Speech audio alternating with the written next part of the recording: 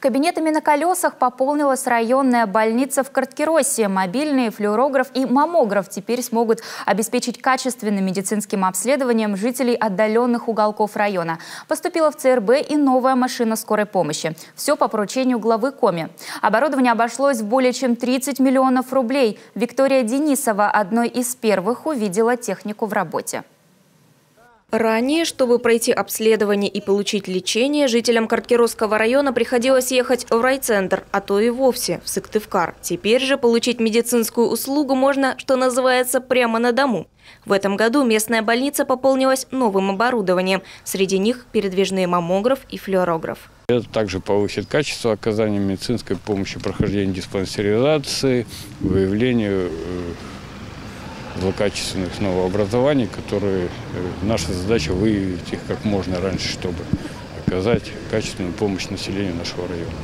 Флюорограф уже опробовали 10 декабря. Машина выезжала в Богородск. Провели более сотни обследований. Внутри, как в настоящем кабинете, и тепло, и светло. Здесь есть все необходимое. Кушетки, вешалки для одежды, компьютер и, собственно, сам аппарат. Медоборудование полностью цифровое.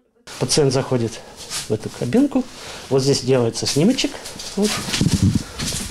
Изображение сразу же передается на монитор компьютера, за которым сидит лаборант.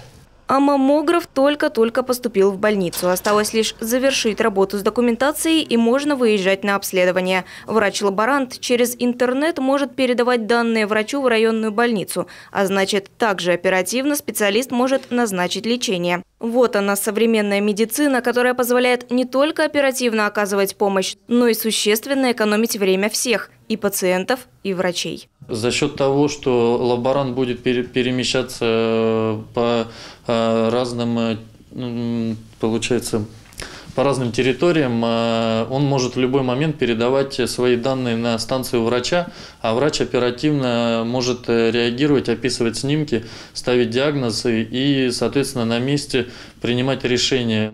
Такой транспорт будет колесить по району по определенному расписанию. Что касается специалистов, то их уже обучили. Сложностей в эксплуатации не предвидится. Появится в Карткиросе и новая машина скорой помощи класса «Б». Она оснащена современным медоборудованием, дефибрилляторами, кардиографами, аппаратами ИВЛ, носилками и другими устройствами. Словом, есть все для оказания первичной помощи пациентам. По словам главврача, от того, насколько качественные машины есть в автопарке станции скорой помощи, зависит прежде всего здоровье и жизнь пациентов. И это особо важно сейчас, когда мы все боремся с коронавирусом.